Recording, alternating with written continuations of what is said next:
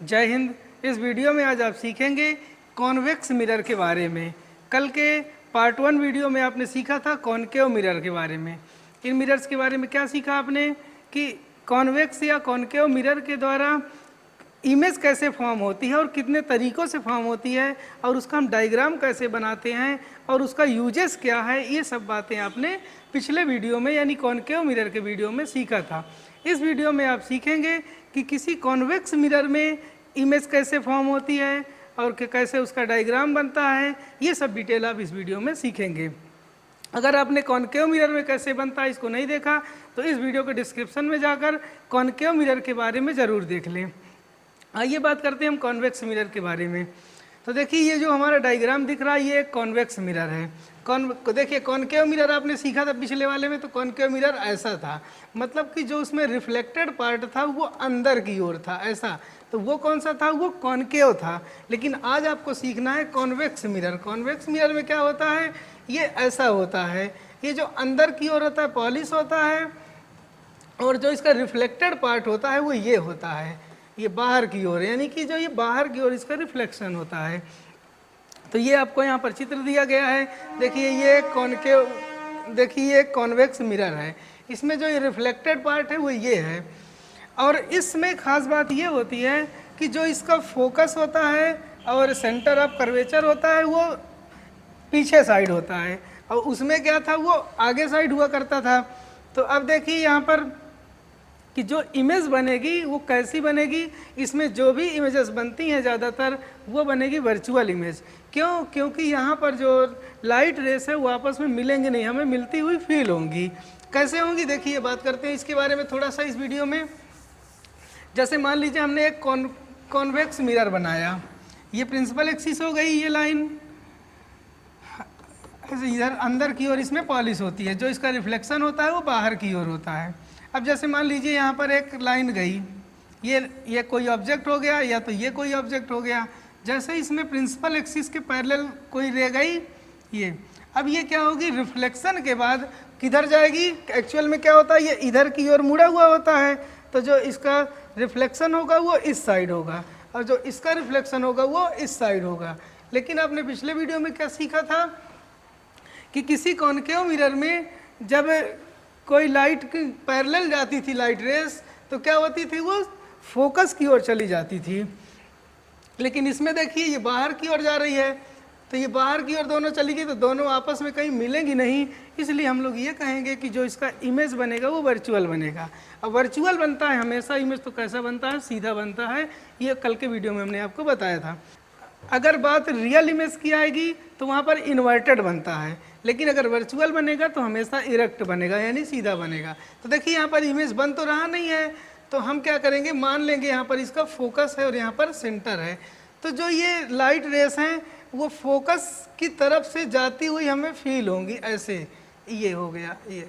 तो जो इसका इमेज बन रहा है वो कहाँ पर बन रहा है, फोकस पे, क्योंकि मान लीजिए इन्फिनिटी पे कोई ऑब्जेक्ट रखा है तो इसका जो इमेज बन रहा है वो फोकस पे बनेगा। पिछले वीडियो में आपने सीखा था। तो यहाँ पर इमेज, एक्चुअल में इमेज बन नहीं रहा है, ये रिफ्लेक्टेड रेट वापस चली जाती हैं, लेकिन यहाँ पर मिलती हुई फील होती हैं सामने, तो इसलिए इस इमेज को हम लोग बोलेंगे कि ये वर्चुअल इमेज होगा। तो इस तरह से इसकी जो भी पोजीशन होती है उनमें सब में वर्चुअल इमेज बनेगा। और पिछले वीडियो में जो आपने देखा था कॉनकेव मिरर में, उसमें सभी इमेजेस बनी थी रियल और इन्वर्टेड, लेकिन इसमें केवल 2 ही पोजीशन होती है जहाँ पर हम ऑब्जेक्ट को रख सकते हैं। तो वो 2 पोजीशन क्या होती हैं, आइए देखिए इस वीडियो में हम आगे बताते हैं। तो देखिए ये हमारा हो गया रिफ्लेक्टेड पार्ट और यहाँ पर हम क्या कर सकते हैं, ऑब्जेक्ट रख सकते हैं। तो यहाँ पर ऑब्जेक्ट हम कहाँ रख सकते हैं, 2 पोजीशंस पे रख सकते हैं, लेकिन पिछले वाले में कॉनकेव मिरर में ऑब्जेक्ट रखने की 6 पोजीशंस थी, लेकिन इसमें केवल 2 पोजीशन है। वो 2 पोजीशंस कौन सी है देखिए हम इसके बारे में बताते हैं। ये देखिए यहाँ पर इस डायग्राम में आपको बताया गया है कि कहाँ कहाँ हम रख सकते हैं। देखिए ये डायग्राम है, इस डायग्राम में देखिए क्या बताया गया है कि पोजीशन ऑफ द ऑब्जेक्ट, यानी ऑब्जेक्ट की पोजीशन के बारे में, और उसके बाद ये हो गया इमेज की पोजीशन और इमेज का साइज और नेचर ऑफ इमेज, ये बातें हैं इसमें। और पोजीशन हमारे पास कितनी है, केवल 2 पोजीशन है। एक हो गया बिटवीन इन्फिनिटी एंड पोल, पोल और इन्फिनिटी के बीच में, और एक होगा इन्फिनिटी। केवल दो पोजीशन है, लेकिन दोनों पोजीशन में देखिए इमेज कहाँ बन रही है, उसके बाद अभी हम बताएंगे आगे कि इमेज कैसे बनती है। तो देखिए यहाँ पर जब पहले एक बार आप इसका डायग्राम देख लीजिए, ये है डायग्राम, फिर उसके बाद उसके बारे में चर्चा करते हैं। देखिए ये डायग्राम हो गया। इस डायग्राम में देखिए यहाँ पर एक फिगर यहाँ पर है और एक फिगर यहाँ पर है। इसमें क्या बताया गया है कि जब कोई ऑब्जेक्ट कॉन्वेक्स मिरर से इन्फिनिटी पे रखा हुआ है, कहाँ रखा हुआ है, इन्फिनिटी पे, तो इन्फिनिटी में क्या होता है कि जो उसका इमेज फॉर्म होता है, कहाँ फॉर्म, फोकस पे होता है। और इसमें क्या होता है, एक बात हमेशा ध्यान रखने वाली होती है कि जो इसमें इमेज बनता है वो हमेशा वर्चुअल बनता है, और वर्चुअल के साथ हमेशा कैसा बनेगा, इरेक्ट बनेगा। तो देखिए यहाँ पर इन्फिनिटी का इमेज कहाँ बन रहा है, फोकस पर। अब दूसरे में देखिए इन्फिनिटी और पोल के बीच में ऑब्जेक्ट को रखा गया, कहीं भी, मान लीजिए यहाँ इन्फिनिटी है तो इन्फिनिटी और पोल के बीच कहीं भी ऑब्जेक्ट को रखेंगे तो जो इसका इमेज बनेगा वो फोकस से पहले बनता है। तो ये क्वेश्चन कई बार पूछा गया क्वेश्चन है कि किसी कॉन्वेक्स मिरर में कि जो ऑब्जेक्ट रखा है मिरर से कितना दूरी पर रखा गया है, उसका फोकल लेंथ दिया जाएगा, आपसे ऑप्शन में पूछ लिया जाता है कि इसका इमेज कहाँ बनेगा। तो आपको ये श्योर होना चाहिए कि फोकस से पहले बनेगा, यानी कि जो हमारा ऑप्शन जो भी होगा वो फोकस से कम जो भी ऑप्शन होगा वो करेक्ट हो जाएगा। और ज़्यादातर इस तरह से कॉम्पिटेटिव एग्जाम में ऐसा ही क्वेश्चन पूछा जाता है इस टॉपिक से।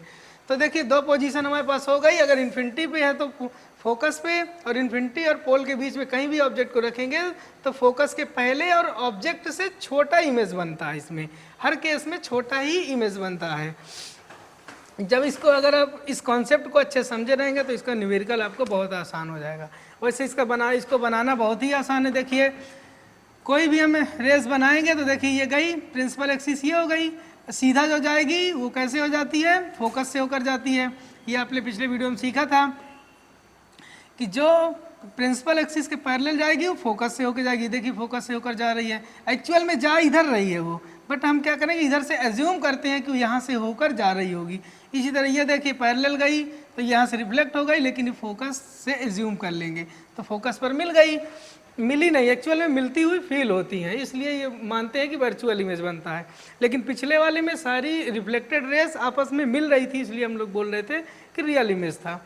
यहाँ पर देखिए एक रेस हमारी कैसी गई, यहाँ पर ऐसे गई जो कि फोकस से होकर रिटर्न हो गई, और दूसरी कैसे गई, सेंटर से गई, जो सेंटर से जाती है वो सेंटर से ही रिटर्न होती है, आपने पिछले वीडियो में सीखा था। तो ये दोनों, इसका जो रिफ्लेक्टेड होता है और ये दोनों आपस में जहाँ मिलती हैं, ये छोटा सा इमेज यहाँ पर बन जाता है। तो यही दो बातें इसमें लिखी गई थी। कौन सी दो बातें, देखिए यहाँ पर कि जब ऑब्जेक्ट को हम रखेंगे बिटवीन इन्फिनिटी एंड पोल तो ऑब्जेक्ट हमारा कैसे बनेगा, between pole and focus behind the mirror, mirror के पीछे बनेगा और फोकस के पहले बनेगा, ये लिखा हुआ है। और कैसे बनेगा, डिसमिस्ड यानी छोटा बनेगा, और वर्चुअल एंड इरेक्ट बनेगा। उसके बाद इन्फिनिटी पे रखेंगे तो फोकस पे बनेगा और मिरर के पीछे बनेगा, और उसके बाद पॉइंट साइज का बिल्कुल छोटा बनेगा, हाईली डिसमिस, और उसके बाद वर्चुअल एंड इरेक्ट बनेगा। तो ये इस तरह से इसका इमेज बनता है। अब देखिए इसके बारे में, इसके यूजेस क्या हैं, इसका डेली लाइफ में क्या यूज होता है। तो देखिए यहाँ पर ये दिया गया है, इसके यूजेस बहुत सारे हो सकते हैं। एक तो जो सबसे इम्पॉर्टेंट है, जो हमेशा एग्जाम्स में पूछा जाता है, वो ये होता है, जो इसका यूज होता है एक्चुअल में क्या होता है कि रियर व्यू के लिए होता है। रियर व्यू का मतलब जो गाड़ी होती है, ऑटोमोबाइल्स होते हैं, उनके जो साइड में पीछे का देखने के लिए लगा रहता है मिरर, उसको हम लोग बोलते हैं रियर व्यू। देखिए किसी वाहन में साइड मिरर लगा हुआ है जिसमें ये ट्रक आपको यहाँ पर दिख रहा है, जिसमें आपको ये ट्रक यहाँ पर दिख रहा है। तो देखिए एक छोटे से मिरर में इतना बड़ा ट्रक आपको कितना आसानी से दिख रहा है, इसलिए इस मिरर का यूज रियर व्यू के लिए करते हैं। और भी इसके बहुत सारे यूजेस हैं जो कि आप लोग की बुक्स में दिए गए हैं। जैसे मान लीजिए किसी कहीं पर सिक्योरिटी पर्पज़ के लिए भी कहीं दिया गया है, तो वहाँ पर हम सिक्योरिटी के लिए यूज़ करें, क्योंकि छोटे से मिरर को हम ज़्यादा एरिया को देख सकते हैं। इसकी खास बात देखिए क्या होती है, अगर हम इसको डायग्राम से समझें, देखिए इसके डायग्राम से अगर हम समझें तो ऐसा होता है। जैसे मान लीजिए ये हमारे पास क्या है, एक कॉन्वेक्स मिरर है। अब देखिए यहाँ पर जो इसका रिफ्लेक्टेड एरिया है वो इतना ज़्यादा हमको मिल रहा है, यानी ये यहाँ से लेकर यहाँ यहाँ यहाँ ये पूरा इसका रिफ्लेक्टेड एरिया मिल रहा है। यानी कि इसका जो रिफ्लेक्टेड एरिया है वो बहुत ज़्यादा होता है, इसलिए हम इसको रियर व्यू के लिए यूज करते हैं। और जो हमें इसका ऑब्जेक्ट बनता है वो सीधे ही इमेज बनती है, जैसा कि आपने अभी देखा यहाँ पर कि जो इसका जो इमेज बनता है वो कैसा बनता है, सीधा बनता है। ये देखिए यहाँ पर इसका जो इमेज भले ही छोटा बनता है लेकिन सीधा बनता है, यानी कि अगर पीछे कोई गाड़ी आ रही होगी हमें उसका इमेज जब दिखेगा इसमें तो सीधा दिखेगा। अगर उसी की जगह पर हम कॉनकेव मिरर लगा देंगे तो उल्टा दिखने लगेगा और बहुत छोटा दिखेगा, इसलिए हम लोग रियर व्यू के लिए इसका यूज करते हैं। उसके अलावा कुछ यूजेस और हैं जो आप देख सकते हैं। देखिए यहाँ पर कुछ यूजेस और है जो हम आपको दिखा रहे हैं। When convex mirror are used, the magnification of object simple, यानी सिंपल तरीके से किसी को मैग्नीफाइड करना हो तो हम लोग इस ऑब्जेक्ट का इस मिरर का यूज कर सकते हैं। It is use sun glasses, जो सन ग्लास बनते हैं उसमें भी इनका यूज होता है। It is use A rear view mirror automobiles, जो भी हमने आपको एक एग्जांपल दिया। उसके बाद देखिए एटीएम्स में, इस तरह की जगहों में सिक्योरिटी रीजन के लिए, सिक्योरिटी रीजन का मतलब इसको कहीं ऐसी जगह पर लगा दिया जाता है क्योंकि इसका साइज बहुत छोटा होता है और ये बहुत सारे एरिया को देख सकता है, इसलिए जो है इसका सिक्योरिटी रीजन के लिए एटीएम्स में यूज किया जाता है। इसके अलावा इसका यूज क्या होता है, रिफ्लेक्टर के रूप में होता है, जो स्ट्रीट लाइट्स होती हैं।